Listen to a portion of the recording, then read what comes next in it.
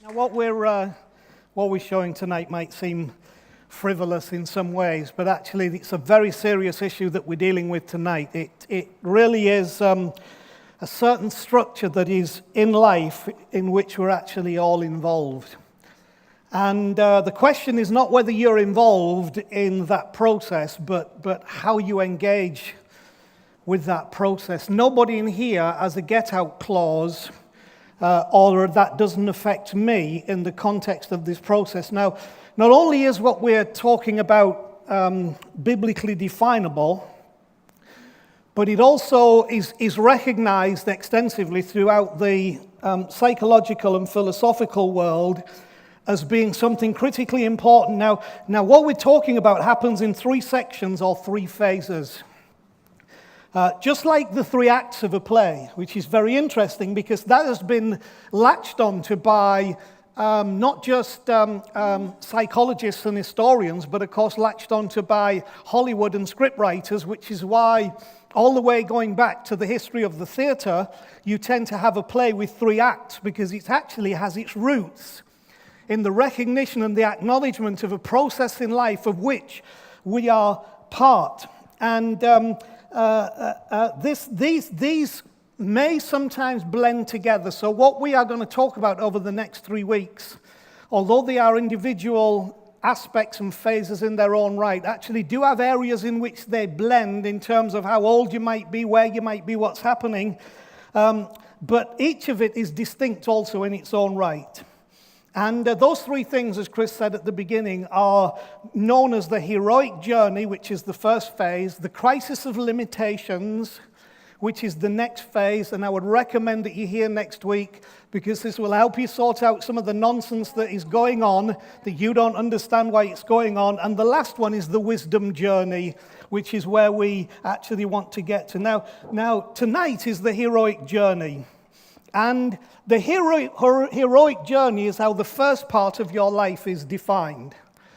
Now, you may repeat this process in some measure at various other points of life, and I cannot say that the heroic journey is from, 1 to 25 or 1 to 30, because some of you are late starters and might have some problems, and your heroic journey might go from 20 to 40 or whatever.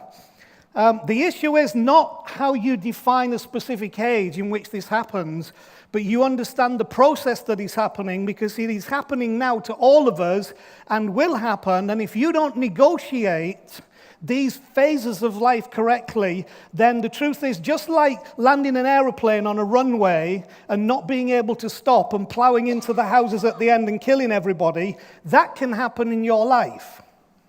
So, the heroic journey is how the first part of life is defined. And here's what it looks like. It's a time of dreams and unrestrained ambition.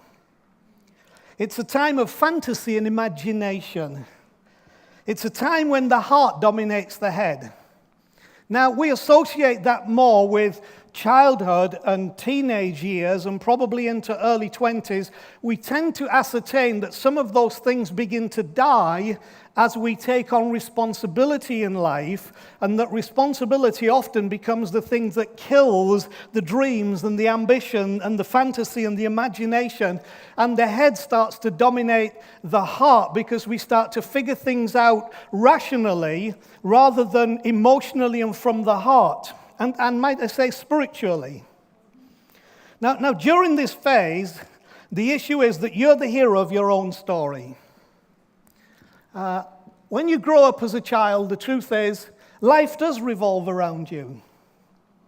Even if you are part of a bad childhood or in an oppressive home or in an abusive situation, life revolves around you. Your whole endeavor is to deal with life as it happens to you. You're really not bothered whether Putin gets re-elected as the president of Russia. You're not bothered what Donald Trump does about refugees. All those things might be important, but in this phase there is a focus because you are beginning to define something that happens on the inside, not on the outside, which is actually about who you truly are. And the problem is the more we grow and take on responsibility and experience life, we can lose the elements that give us the edge when we're a kid. Fantasy is good. Imagination is good. And any religious system that negates that does not help us rediscover who God made us to be. Now, during this phase, when you're the hero of your own story, this is the wonderful bit. Anything is possible. Anything is possible. What are you going to be when you grow up? An astronaut. And you're looking at your child thinking, you, my sweetheart, I would never say to you, are 6 too short planks. You'll never do maths and science and physics and, those kind of thoughts. But in this phase, anything is possible. Now, the interesting thing about that is that it is possible. It's all possible, but at least in your own mind, it's possible. But this is not a negative thing about this heroic journey. It's a positive thing, because unless we and until we discover the kind of thing that says in our minds and in our hearts, anything is possible, then we are always going to struggle to negotiate the other phases of life. And we always have to come back to that concept if we are going to address the other concept, which is why Jesus one day said to people, there are lots of things that with men are impossible, but with God all things are possible. And if you believe, all things are possible to you. It's a return to that understanding of the heroic journey. So it's supposed to make us daring. It's supposed to make us experimental. It's supposed to make us risk-taking. It's supposed to make us reach for the stars. I would like to think, and I would hope, that even as a community, we are part of this 3-act thing, and that part of our being is the heroic journey of imagination, of daring, of experiment, of risk, of reaching for the stars, because it's part of what's been put in us. Now, what's interesting about all this is that it's cross-cultural. It is totally cross-cultural in its content and in its nature. It's a model understood throughout civilization. Not just the Bible. And it is Bible, but it's not just Bible. This is something that has been understood throughout civilization. It's the way of humanity, which is why I want you to understand it. It's something built into our innermost being that I believe is built there by God himself, but it's there in every one of us, that heroic thing, to be the hero of our story and to see that imagination and that expectation come to pass. Now the heroic journey may have plans within it, but it is not planned. You cannot plan, and I want you to catch this, you cannot plan your heroic journey. The heroic journey is a response to a call. You say, well, where does the call come from? The call comes from within. I would like to say the call comes from above. But within all that, there is a call. Now, having a call on one's life is something that I grew up with. Because it was mostly connected to ministry, a call to the ministry. And actually, we had reduced it to something less than it is, because you can be called to be a teacher, you can be called to be compassionate, you can be called to be a dancer, you can be called to be an artist, you can be called to many, many things, you can be called to business, but you got to hear that call that comes from within. You can be called to be a good parent, but there is a call that causes you sometimes to imagine beyond what you think you are capable of. But of course, if you really live here, not being capable of something is not what you experience until the next phase. And I've got to get you back to that dreaming, that imagining, that expectation, because too many of us have become smothered because we haven't understood the process. We've been smothered by things we don't understand, and we've lost the ability to dream. We've lost our imagination. We've lost our hope. We've lost our expectation. We've lost what Jesus called our childlikeness. Not our childishness, but our childlikeness. Many of you have lost your childishness because life has beaten that out of you. But the problem is you've also lost your childlikeness. Childlikeness. Childlikeness is when you can imagine and you can dream and you can have joy, and something happens in here that actually has the veto over what's going on up here, and you do something daring and something risk-taking, and you realize you are a superhero and you are the hero of your own story, and you're on this heroic journey. It's a call. The question is, will you answer the call? Okay, so the heroic journey. Heroes don't play safe.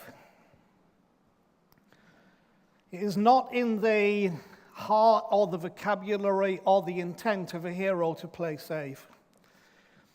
And one of the great measurements that all of us can use, and I've used it myself to see whether we still have the essence of the heroic journey, is the degree to which we desire to play everything safe.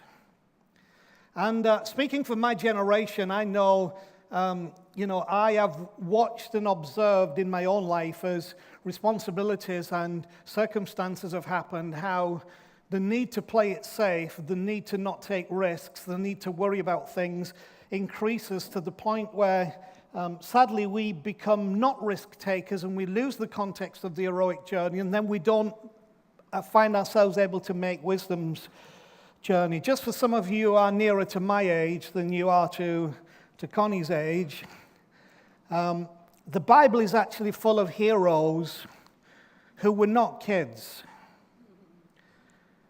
It's got many of them. We look at the David, shepherd, psalmist, boy, but if you look through the Bible, many of the heroes were not kids. They were people not just my age, but people starting at 80 years of age, because somehow they had recovered the understanding of the hero's journey and all that goes with that. So this is not just about young people tonight, but I want to encourage you again, heroes don't play it safe. Heroes risk. And often that risk comes in either blind or semi-blind naivety. We talk about the naivety of youth because you do stuff and you don't think of what the consequences might be. Riley scares me half to death. I'm a stress mess. I'm a drama llama in the context of Riley because I watch him climb trees above railings, all the stuff that I did as a kid. I mean, I have more scars in my head from stupid stuff like throwing clothes poles into conker trees and getting smacked in the head and all that nonsense, which you never think about. And now I wouldn't dream of throwing a clothes prop into a conker tree, even though most of you wouldn't even have a clue what a clothes prop is. And I watch Riley and it scares me. Why? Because we lose this principle that I'm trying to bring you back to today. There is a certain kind of blindness or semi-blindness in naivety that goes along with risk-taking. And the whole journey of this is that through the process of life, we may not lose that, but actually we recover that when we get to wisdom's journey. The thing to grasp about this time is it's taking you somewhere. It's definitely taking you somewhere, but it's just that the somewhere might not be ultimately where you thought the somewhere was. But it's okay because it's always taking you somewhere. And that's because this journey is part of a bigger story that is not about where you go or what you have, but about who you are. That's the context of the journey that we are on. It's part of the journey in which you're supposed to go from birth to rebirth, and we'll talk more about that as we go through the next three phases. Now, a classic example of this for me is the call of Abraham in the Bible. Genesis 12:1 says, "The Lord had said to Abraham, leave your country, your people, your father's house, go to a land that I will show you." That's heroic journey. That's a call to the risk. It's a call to blind naivety. A later writer in a book called Hebrews in the New Testament says in chapter 11, verse 8, "By faith, Abraham, when called to go to a place he would later receive as an inheritance," that's the call, "obeyed and went, even though he did not know where he was going." You see, once you lose the context of your heroic journey, you never go anywhere because you're always wanting to know where there is before you'll ever go. But you see, the whole point of a call is that you follow the call, and the call leads you, but you have the faith to go with the call. Now, the truth is there's often missing information in the early journey of this process. In my own story, just very quickly, a couple of things. My father sat at the kitchen table when I was about maybe 1 or 2 years of age. He sat at the kitchen table, and all he had to do was sign a form. If he signed that form, my mum and dad, along with me, would have moved to New Zealand, and I would have been a Kiwi now, like Graham Grant, who'll probably see this. God bless Graham the Kiwi. I would have been a Kiwi.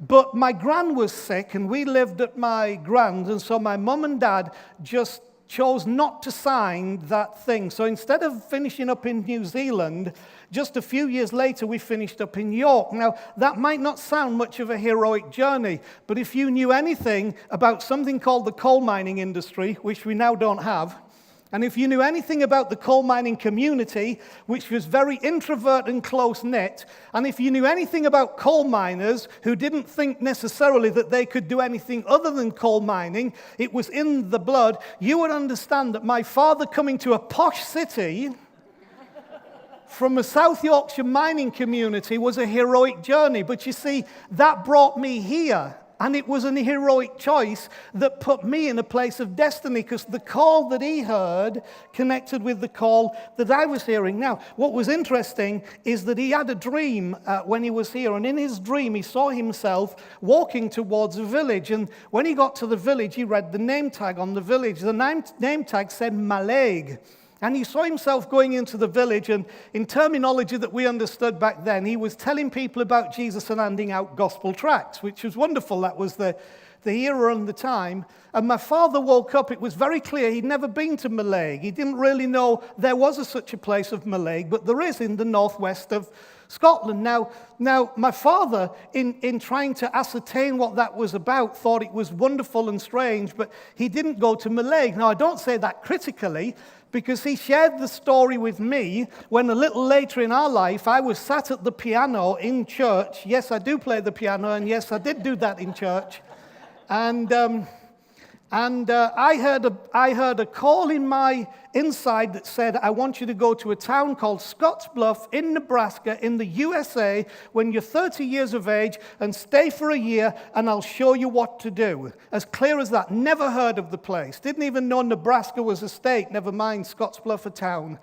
But we left in 1986 when I was 30 years of age, still on my heroic journey, regardless of the consequences. Sell your car. My in-laws decided they would live in our house, which was wonderful, so we didn't have to sell our house. And we cleared off literally with 3 suitcases and a 3-year-old. That was Joel. We didn't know anybody. Nobody knew us, but we just turned up in this Midwest town. These English people just turned up. And 6 weeks later, I was leading a great community of people in an amazing church there in Scottsbluff, Nebraska, the relationships of which still go on, and that's a whole story in its own right. It's an ongoing journey, of which our current stuff in Salt Lake City is part of that ongoing journey that started then because of the call. Now, the truth is there was lots of missing information, but the call is the heroic thing that says, I'll hear it, I'll do it, I'll go for it. I am special. I am the hero of this story. Now, I've had some of that knocked out of me, beaten out of me, dragged out of me, crushed out of me, and what is the next phase? But it's all good, because there's life and there's resurrection life. And you can have life because somebody gave you birth. You can only have resurrection life if you die. But when you die, you get into a different kind of life, and we'll hit that a little bit next week. So it may surprise you to learn what the dominant thinking is in the academic world regarding what is the opposite to a hero. What do you think's the opposite to a hero? Heroes and what?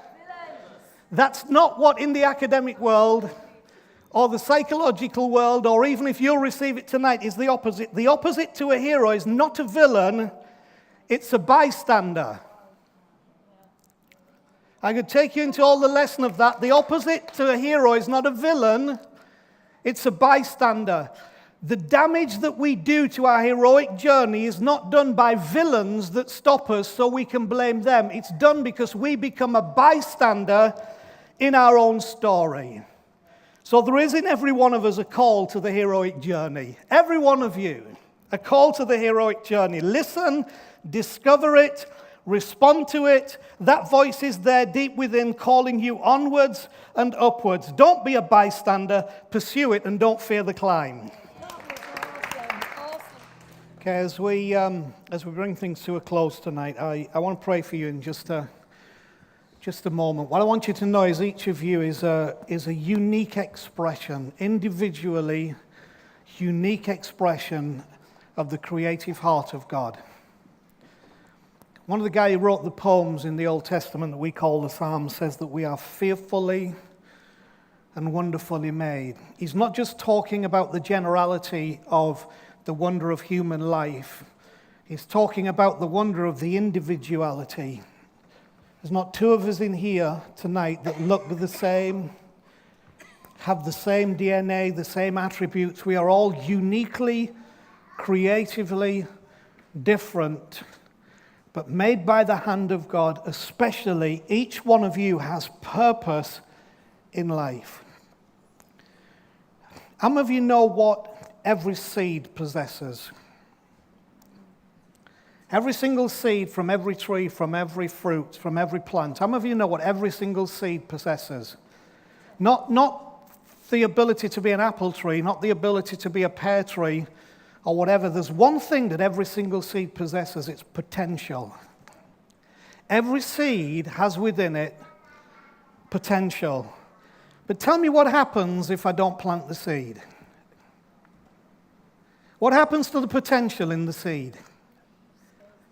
It's lost. Because the potential in a seed only becomes reality when the seed's potential is realized through it being planted, because there is faith in its purpose. The truth is that God wants every one of us planted in purpose, so that the potential that is within us, as each of us being a seed, will blossom and manifest and be fruitful in life. You are all seeds with tremendous potential, but the potential comes when you get planted in the place of purpose. Now, that might involve some dying, and we'll talk about that next week, but that's a bit miserable for today. Let's just enjoy the fact of the potential, the unique potential God has put within us. And by his love, he's always trying to plant us within purpose. Take the risk. Make the heroic journey. Get planted with excitement about all that you can be. So I'm going to pray for you. Let's just stand while I pray. Just stretch your legs. Father, I just pray over every heart and every life and every mind and every spirit in here.